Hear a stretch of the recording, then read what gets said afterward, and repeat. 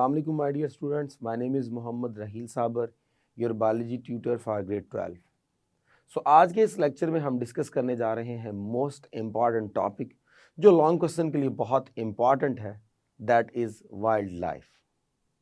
सो आज के इस लेक्चर में हम वाइल्ड लाइफ की डेफिनेशन को डिस्कस करेंगे, वाइल्ड लाइफ की इम्पॉर्टेंस को डिस्कस करेंगे और वाइल्ड लाइफ में होने वाले जो प्रॉब्लम्स हैं उनको डिस्कस करेंगे. हम ये देखेंगे कि किस तरह वाइल्ड लाइफ एक एनवायरनमेंट की स्टेबिलिटी के लिए बहुत इम्पॉर्टेंट है और अगर ये डिस्टर्ब हो जाए तो किस तरह इसकी वजह से एनवायरनमेंट में खराबियां पैदा होती हैं. आखिर ह्यूमंस की वो कौन कौन सी एक्टिविटीज़ हैं जिनकी वजह से वाइल्ड लाइफ जो है वो डिक्लाइन हो रही है. और आज के लेक्चर में हम इस बात को भी डिस्कस करेंगे कि किस तरह वाइल्ड लाइफ जो है वो हमारे पास रिन्यूएबल रिसोर्स भी है और नॉन रिन्यूएबल रिसोर्स भी है. तो इन तमाम चीज़ों को सीखने के लिए आइए चलते हैं लाइट बोर्ड की तरफ. बिस्मिल्लाहिर्रहमानिर्रहीम. डिस्कस करने जा रहे हैं वाइल्ड लाइफ, बहुत important topic wild life.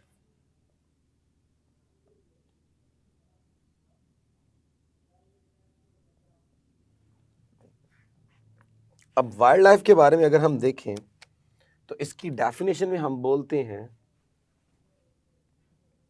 Non cultivated and non domesticated animals. और जब हम बात करेंगे नॉन कल्टीवेटेड तो ये बेसिकली होते हैं plants. So non cultivated plants and non domesticated animals are called as wild life. अब यहाँ पे ज़रा पहले हम इन दो टर्म्स को समझ लें कि नॉन कल्टीवेटेड से क्या मुराद है और नॉन डोमेस्टिकेटेड एनिमल से क्या मुराद है. बेशुमार हमारे पास ऐसे जो है वो क्रॉप्स शामिल हैं, ऐसे प्लांट शामिल हैं जिनको हम खुद यूज़ करते हैं, खुद लगाते हैं ताकि वो हमारे पास जो है वो हमें बेनिफिट दें, हमें फ़ायदा दें, वो हमारे लिए फूड का सोर्स होते हैं. उनसे हम वेजिटेबल्स वगैरह रिसीव करते हैं, उनसे हम पल्सेस रिसीव करते हैं और फ्रूट्स वगैरह रिसीव करते हैं. लेकिन बेशुमार हमारे पास ऐसे भी प्लांट्स होते हैं जो हम इस पर्पस के लिए यूज़ नहीं कर सकते, वो हमें ये वाला बेनिफिट नहीं दे रहे. तो वो तमाम प्लांट्स जिनको हम आम तौर पे यूज़ नहीं करते for the purpose of cultivation, यानी जिनको हम क्रॉपिंग में यूज़ नहीं करते, जिनको हम घरों में स्पेशल नहीं उगाते, ये तमाम हमारे पास कहलाते हैं नॉन कल्टीवेटेड प्लांट्स. और नॉन डोमेस्टिकेटेड एनिमल से मुराद क्या है? बेशुमार ऐसे एनिमल्स हैं जिनको हम घरों में रखना पसंद करते हैं, उन्हें हम प्रॉपर तरीके से पालते हैं, उन्हें फीड करते हैं और उनके जो है वो अच्छे तरीके से हर चीज़ का ख्याल रखते हैं. लेकिन बेशुमार ऐसे जानवर भी हैं जिनको हम घरों में नहीं पाल सकते. मिसाल के तौर पे एलिफेंट हो गया, जिराफ हो गया, ज़ीब्रास हो गए, लायंस हो गया, टाइगर्स हो गए. ये ऐसे एनिमल्स हैं जिनको हम घरों में पाल नहीं सकते. तो वो तमाम एनिमल्स जिनको हम घरों में नहीं रख सकते, उनसे कोई ना कोई हमें जो है वो थ्रेट है, वो हमारी लाइफ को थ्रेट हो सकता है या कोई और प्रॉब्लम हो सकता है. तो उन तमाम एनिमल्स को हम बोलते हैं non domesticated animals. So in short, वो तमाम पौधे जो हम घरों में नहीं लगाते या हम फसलों के तौर पे नहीं लगाते अपनी ज़मीनों के अंदर, और वो तमाम जानवर जिनको हम प्रॉपरली अपने घरों में नहीं रखते, जिनका हम प्रॉपर जो है वो लुक आफ्टर नहीं करते, जिनको हम प्रॉपर फीड नहीं करते और संभाल कर नहीं रख सकते, वो तमाम एनिमल्स हमारे पास डोमेस्टिकेटेड नॉन डोमेस्टिकेटेड एनिमल्स कहलाते हैं. ये हमारे पास शामिल है वाइल्ड लाइफ के अंदर.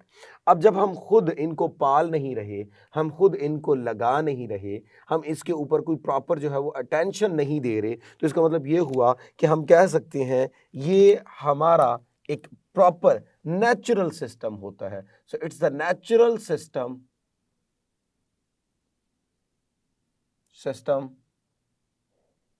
Of the environment.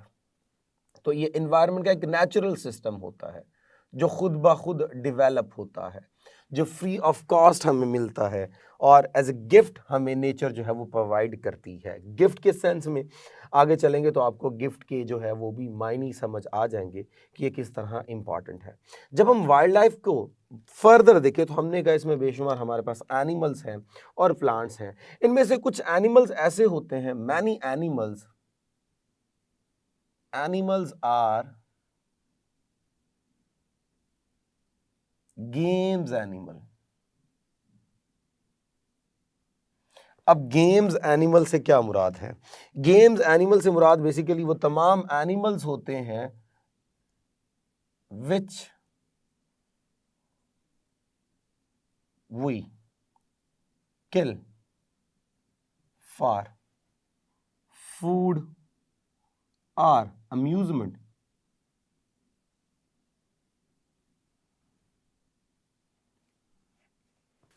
यानी वो तमाम एनिमल्स जिनको हम अपने जो है वो उनको हम यूज़ करते हैं या हम उनको हंट करते हैं, हम उनको मारते हैं ताकि हम उनको खा लेंगे। अक्सर लोग आपने देखा होगा मुर्गाबी का शिकार करते हैं उसको खाने के लिए, या शेर का शिकार करते हैं खाने के लिए नहीं, सिर्फ अम्यूज़मेंट के लिए। इस तरह बेशुमार एनिमल्स हैं जिनको शिकार किया जाता है सिर्फ और सिर्फ इस पर्पस के लिए कि हम उसको जो है वो लोगों को दिखाएंगे, हमें मज़ा आएगा, बहुत अच्छा लगता है, या खाने के लिए भी आप उसको क्या करते हो, हंट करते हो। उन तमाम एनिमल्स को हम बोलते हैं गेम्स एनिमल्स। बेशुमार एनिमल्स ऐसे हैं जिनको हम मुख्तलिफ गेमों में भी यूज़ करते हैं, वहाँ पे भी उनको मारते हैं और मेन पर्पस क्या होता है, ताकि हमें मज़ा आए, हमें जो है वो एक दिलचस्पी हमारी जो है उसमें शो हो, हमें सुकून मिले। तो वो तमाम एनिमल जो आप अपनी अम्यूज़मेंट के लिए या अपने फूड के लिए यूज़ करते हो, मारते हो, उन्हें गेम्स एनिमल्स कहते हैं। तो इन्हीं वाइल्ड लाइफ के अंदर हमारे पास बेशुमार एनिमल्स जो हैं वो ऐसे हैं जिन्हें हम बोलते हैं गेम्स एनिमल। अब ये जो हमारे पास वाइल्ड लाइफ है ये डायनामिक कलेक्शन होती है, डायनामिक कलेक्शन ऑफ स्पीशीज। सो बेशुमार वैरायटी के यहाँ पे जो है वो जानदार रह रहे होते हैं। अगर हम देखें इन ऑर्गेनिजम्स को तो इन तमाम ऑर्गेनिजम्स का all organisms must have interactions among themselves.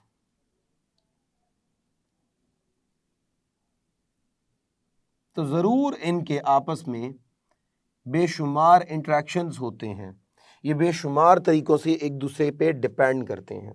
मिसाल के तौर पे जब आप इनको ऑब्ज़र्व करेंगे तो आपको बेशुमार एनिमल्स जब एक दूसरे के ऊपर फूड के लिए डिपेंड करेंगे तो हमें नज़र आएगा इनमें से बेशुमार ऐसे होंगे which are acting as predator,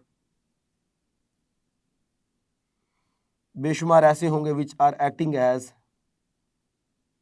parasite, बेशुमार इनमें से ऐसे होंगे which are living in the condition of symbiosis, और भी बेशुमार इंटरेक्शंस यहाँ पे इन्वॉल्व होंगे। प्रीडेशन जिसे हम कहते हैं जिसमें एक ऑर्गेनिज्म दूसरे ऑर्गेनिज्म को मार के खा जाएगा। पैरासिटिज्म एक ऑर्गेनिज्म दूसरे जिंदा ऑर्गेनिज्म से फूड लेता है, उसको नुकसान पहुंचाता है। सिम्बायोट्स की अगर हम बात करें so they will live together and get benefit from each other if both are benefited, तो म्यूचुअलिज्म, और अगर एक को बेनिफिट हो दूसरे को ना बेनिफिट ना लॉस, तो ये हमारे पास जो है वो कमेंसलिज्म में चले जाता है। तो ये तमाम जो फीचर्स हैं ये हमें वाइल्ड लाइफ में बहुत अच्छे से नज़र आते हैं। जब हम बात करते हैं कि कुछ प्रीडेटर्स हैं यानी एक ऑर्गेनिज्म दूसरे ऑर्गेनिज्म को मार के खा जाएगा, तो फूड चेन का एक पार्ट है ये।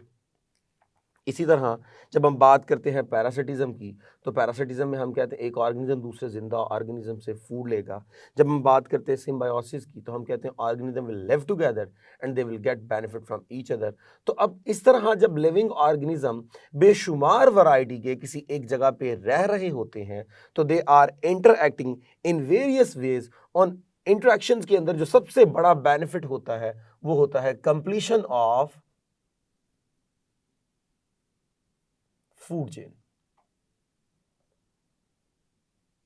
तो सबसे बड़ा बेनिफिट हमारे लिए ये है कि हमारे पास ये जो वाइल्ड लाइफ होती है ये वाइल्ड लाइफ फूड चेन की कंप्लीशन के लिए बहुत ज़्यादा ज़रूरी है। अगर इनको डिस्टर्ब कर दिया जाए तो फूड चेन्स में भी अच्छी खासी क्या आ जाती है, डिस्टर्बेंस। फूड चेन्स में डिस्टर्बेंस तो कंफर्म बात है फूड वेब खराब होगा। फूड वेब खराब होगा तो लिविंग ऑर्गेनिजम्स का जो सर्वाइवल है वो भी क्या हो जाएगा, ख़त्म हो जाएगा। यानी in other words we use to say कि ये हमारे पास है source of food, source of food. इसके अलावा और भी बेशुमार हमारे पास यहाँ पे चीज़ें जो है वो इनसे रिसीव होती हैं। मिसाल के तौर पे अगर मैं बात करूँ तो एक चीज़ जो हमें यहाँ से रिसीव होती वो है जी मेडिसिन्स। बेशुमार जो हर्बल मेडिसिन्स हैं वो हमें यहाँ से रिसीव होती हैं। ये जो है वो बेशुमार जड़ी बूटियों का हमारे पास सोर्स है जिनको हम डिफरेंट टाइप्स की मेडिसिन बनाने में यूज़ करते हैं। तो हमारे पास वाइल्ड लाइफ जो है वो बहुत बड़ा सोर्स है फूड चेन का, बहुत बड़ा सोर्स है फूड की सप्लाई का, बहुत बड़ा हमारे पास सोर्स है हमें जड़ी बूटियाँ देने का जिन्हें हम मेडिसिन्स वगैरह बनाने के लिए और इसके अलावा फाइबर्स वगैरह बनाने के लिए और भी बेशुमार चीज़ें जो हैं वो हम इन वाइल्ड लाइफ से रिसीव करते हैं। तो हमने कहा वाइल्ड लाइफ के अंदर ये जो डिफरेंट ऑर्गेनिजम्स आपस में रह रहे हैं they must have specific kind of interactions among themself. इसके साथ ऐसा भी होता है दे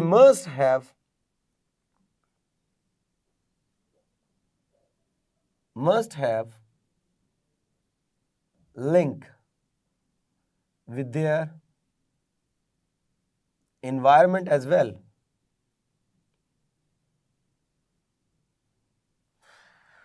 तो इनका इनके इन्वायरमेंट से भी क्या होता है, डेफिनेटली लिंक होता है। और हमेशा ये जो इन्वायरमेंट के साथ लिंक होता है ये बड़ा डेलिकेट रिलेशनशिप है, डेलिकेट।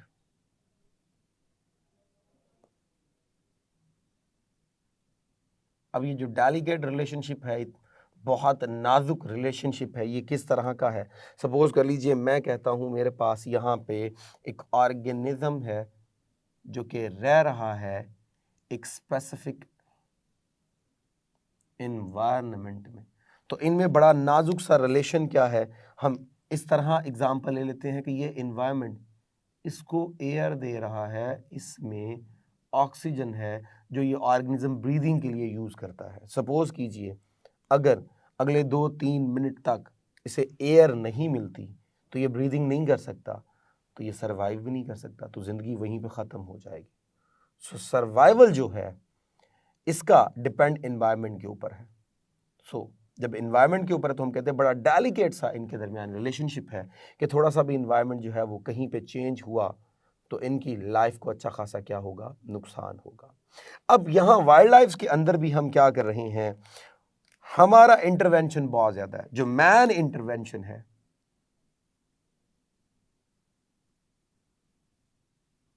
यानी जो हमारी इन्वॉल्वमेंट है वो बहुत यहाँ पे जो है वो नुकसानदेह साबित हो रही है। अब उसमें क्या है, हम क्या करते हैं, हम सोचते हैं some plants are very useful और कुछ के बारे में हमारा ख्याल है some plants are not useful. ज़रूरी नहीं हम प्लांट की ही बात कर रहे हैं, हम एनिमल्स के बारे में भी कह सकते हैं कि एक वाइल्ड लाइफ के अंदर एनिमल्स जो हैं पाए गए और बेशुमार प्लांट्स भी पाए गए। तो वहाँ पे जब ह्यूमंस की इन्वॉल्वमेंट शुरू हुई तो ह्यूमंस ने देखना शुरू कर दिया कि ये एनिमल्स हमारे लिए बहुत नुकसानदेह है, ये प्लांट हमारे लिए जो है वो बहुत नुकसानदेह। तो उन्होंने क्या करना शुरू कर दिया, उन एनिमल्स की हंटिंग करना शुरू कर दी, उसको मारना शुरू कर दिया, उन प्लांट्स को वहाँ से ख़त्म करना शुरू कर दिया। या उन्होंने अपनी मर्जी के मुताबिक उनको फील हुआ कि ये जो फलां एनिमल है ये हमारे लिए तो बहुत अच्छा है जी, हमें इससे बहुत फ़ायदा हो सकता है, ये जो फलां स्पीशीज़ है हमारे पास प्लांट की वो हमारे लिए बहुत जो है वो फेवरेबल है, हमें बहुत बेनिफिट दे सकती है। तो उन्होंने अपनी मर्जी को इन्वॉल्व करके एक जो नेचुरल सिस्टम था, जो हमने शुरू में लिखा कि वाइल्ड लाइफ एक नेचुरल सिस्टम है और नेचुरली इसमें बैलेंस जो होता है वो मेंटेन है, उस बैलेंस को ख़राब करने की कोशिश शुरू कर दी। उन्होंने अपनी मर्जी से बेशुमार प्लांट्स लगाना शुरू कर दिए जो उनके लिए फ़ायदेमंद थे। बेशुमार उन एनिमल्स को जो है वो प्रॉपरली जो है वो उनकी ग्रोथ करवाना शुरू कर दी जो उनके लिए फ़ायदेमंद थे, और वो तमाम एनिमल्स और वो तमाम प्लांट्स ख़त्म करना शुरू कर दिए जो उनकी थॉट के मुताबिक उनके लिए नुकसानदेह थे। यानी वो सिर्फ और सिर्फ अपने फ़ायदे की बात कर रहे हैं, यानी हम अपने फ़ायदे की बात कर रहे हैं। लेकिन अगर हम ये देखें कि हम जो प्लांट्स ख़त्म कर रहे हैं, जो एनिमल्स ख़त्म कर रहे हैं, वो हमारे लिए हो सकता है फ़ायदेमंद ना हो, हमारे लिए हो सकता है नुकसानदेह हो, लेकिन ऐसा भी तो हो सकता है कि वो किसी दूसरी स्पीशीज़ के लिए बहुत ज़्यादा फ़ायदेमंद हो, किसी दूसरी स्पीशीज़ के लिए बहुत ज़्यादा जो है वो क्या हो, उनके लिए एक फूड का सोर्स हो। क्योंकि अभी हमने कहा कि वाइल्ड लाइफ जो है वो एक फूड का सोर्स है। आपने ख्याल किया कि आपके लिए कोई प्लांट जो है वो अच्छा नहीं है, आपने उन तमाम प्लांट्स को ख़त्म करना शुरू कर दिया, तो ऐसा भी तो हो सकता है वो प्लांट एक स्पेसिफिक किस्म का जो था वो केमिकल पैदा कर रहा था जो हमारे सॉइल की फर्टिलिटी में इजाफा कर रहा था, या वो प्लांट जब आपने ख़त्म कर दिया तो ऐसा भी तो हो सकता है कि सॉइल एरोजन शुरू हो जाए। ऐसा भी तो हो सकता है कि वो जो प्लांट आपने ख़त्म किया उसके ऊपर बेशुमार जो बर्ड्स थे वो रह रहे थे। तो इस तरह हम अपनी मर्जी के मुताबिक हम बेशुमार एनिमल्स को, बेशुमार प्लांट्स को ख़त्म कर देते हैं और नई स्पीशीज़ को वहाँ पे इंट्रोड्यूस करवाना शुरू कर देते हैं। इस तरह हम एक नेचुरल बैलेंस को क्या कर देते हैं, disturb. So we are responsible to disturb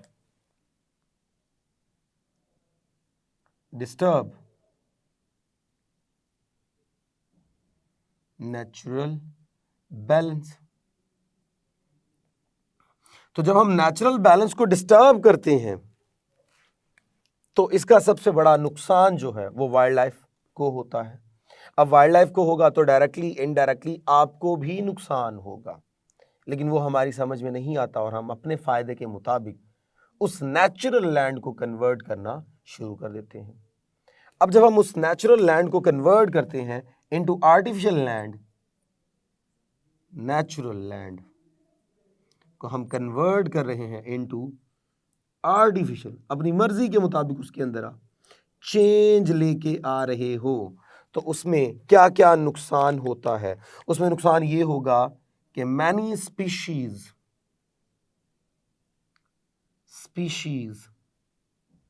become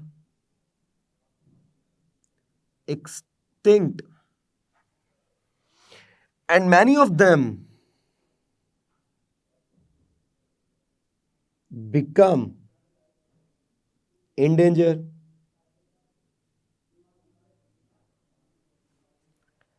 अब बेशुमार एक्सटिंक्ट हो गए, तो एक्सटिंक्ट होने से मुराद कि उनका एक सिंगल मेंबर भी जिंदा नहीं रहा और वो हमेशा के लिए खत्म हो गए।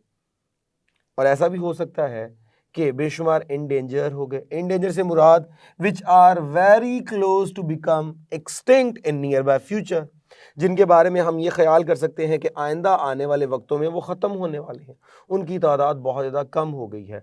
तो सबसे बड़ी वजह क्या बनी कि आपने नेचुरल लैंड को आर्टिफिशियल लैंड में कन्वर्ट कर दिया, यानी आसान अल्फाज में आपने क्या किया, डिस्टर्ब देयर हैबिटेट। तो आपने यहां पे की हैबिटेट डिस्ट्रक्शन। तो जब आपने उनका मस्कन ही ख़राब कर दिया, उनके रहने की जगह ही ख़त्म कर दी, तो डेफिनेटली बेशुमार जो है वो एनिमल्स ना सिर्फ वहाँ पे ख़त्म हो जाएंगे हमेशा के लिए, बेशुमार ऐसे भी होंगे कि उनकी तादाद बहुत कम रह जाएगी और आहिस्ता आहिस्ता वो ऐसे हो जाएंगे कि वो नियर बाय फ्यूचर में क्या हो जाएंगे, ख़त्म हो जाएंगे। अब इसका सबसे बड़ा नुकसान क्या होगा? इसका सबसे बड़ा नुकसान ये होगा कि हमारे पास जो फूड चेन है वो क्या हो जाएगी, डिस्टर्ब। दूसरा नुकसान क्या होगा, स्पीशीज स्टार्ट टू डिक्लाइन।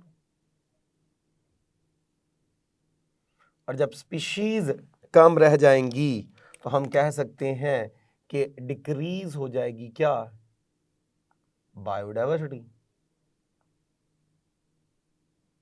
तो बायोडाइवर्सिटी में भी अच्छी खासी क्या होगी, कमी होगी। तो ये तमाम नुकसानात हमें क्या करने पड़ेंगे, फेस करने पड़ेंगे, जिसमें हम अपनी मर्जी के मुताबिक इन्वॉल्व होके कोशिश कर रहे हैं कि क्या करें, उस जगह को चेंज करें, वहाँ पर रहने वाले एनिमल्स को चेंज करें, वहाँ पर रहने वाले प्लांट्स को चेंज करें और अपनी मर्ज़ी के मुताबिक वहाँ पे प्लांट्स को और एनिमल्स को ग्रो करवाना शुरू कर दें। अब जब बेशुमार एनिमल्स और प्लांट्स अगर मरना शुरू हो जाएं, अब देखिए अगर हम बात करें कि ये जो हमारे पास वाइल्ड लाइफ है ये कौन सा रिसोर्स है, तो बेसिकली एक्चुअली ये हमारे पास है इट्स रीन्यूएबल रिसोर्स। प्लांट्स हैं, एनिमल्स हैं, मर गए तो दोबारा भी पैदा हो सकते हैं रिप्रोडक्शन से, लेकिन अगर वो चले गए एक्सटिंक्शन की तरफ और हैबिटेट डिस्ट्रक्शन की वजह से वो चले गए इंडेंजर कैरेक्टर की तरफ, तो ऐसा होगा कि यही कैरेक्टर आपके पास जो है वो चला जाएगा इनटू नॉन रिन्यूएबल।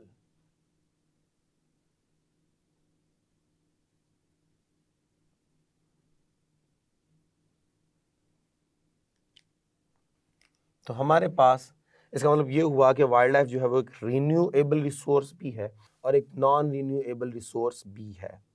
अब रिन्यू इस सेंस में कि एनिमल्स हैं, प्लांट्स हैं, दे कैन रिप्रोड्यूस, लेकिन नॉन रिन्यूएबल इस तरह कि अगर हमने उनका हैबिटेट जो है वो ख़त्म कर दिया और हमने अगर अपनी ये जो उनके अंदर जो इंटरवेंशन है हमारी वो हमने बंद ना की, तो ये हमेशा के लिए ख़त्म हो जाएंगे and they will never ever recover. जब एक चीज़ ख़त्म ही हो गई, एक्सटिंक्ट ही हो गई, तो किस तरह हम दोबारा उसको पैदा कर सकते हैं। तो इस तरह ये फिर रीन्यूएबल से नॉन रीन्यूएबल रिसोर्स की तरफ क्या हो जाएगा, शिफ्ट हो जाएगा। इसी तरह हम लोग क्या कर रहे हैं, ओवर हंटिंग कर रहे हैं, over hunting and over fishing, तो डेफिनेटली इससे भी नुकसान होगा। ओवर हंटिंग, इससे भी कोई एक स्पीशीज़ जो है वो लगातार हंट हो कर कम होना शुरू हो जाएगी। माइट भी पॉसिबल वो इंडेंजर हो जाए, माइट भी पॉसिबल वो एक्सटिंक्ट हो जाए।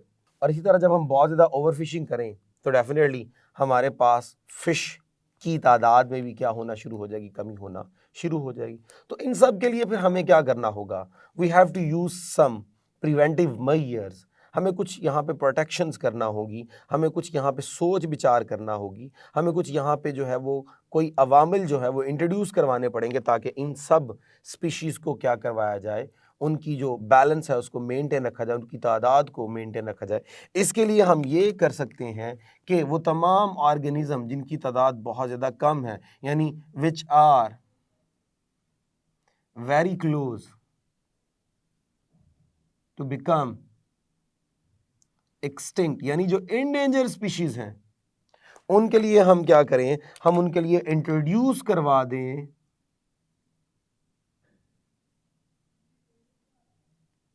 बॉटनिकल गार्डन्स, एनिमल्स के लिए national parks, safari parks, juice, ये तमाम जो है वो अच्छे हमारे पास स्टेप्स हैं जिनको हम अडॉप्ट कर सकते हैं ताकि इनकी तादाद को हम क्या करें, इन्हांस करें, इनकी तादाद को प्रोटेक्ट करें। ऐसा भी हो सकता है कि हम वो तमाम इलाके जहाँ पे लोग हंट के लिए जाते हैं, हंटिंग के लिए जाते हैं और वहाँ पे जाके एनिमल्स को किल करते हैं, वहाँ पे इनका जो एंट्रेंस है, इन तमाम ह्यूमंस की एंट्रेंस, इनको क्या कर दिया जाए, ख़त्म कर दिया जाए। जब इनकी एंट्रेंस को ख़त्म कर दिया जाएगा तो डेफिनेटली वो वहाँ पे नहीं जाएंगे, तो एक नेचुरल इकोसिस्टम को ख़राब नहीं करेंगे, जिससे तादाद में कमी नहीं आएगी, तो बायोडाइवर्सिटी भी मेंटेन रहेगी, फूड चेन भी मेंटेन रहेगी, फूड वेब भी मेंटेन रहेगा और इस तरह एनवायरनमेंट भी जो है वो प्रॉपर तरीके से चलता रहेगा। तो इस तरह हमने इस लेक्चर में डिस्कस किया वाइल्ड लाइफ को। अगर हम इस लेक्चर की इंपॉर्टेंस को देखें तो ये पूरा लेक्चर हमें लर्न करना है with respect to long question.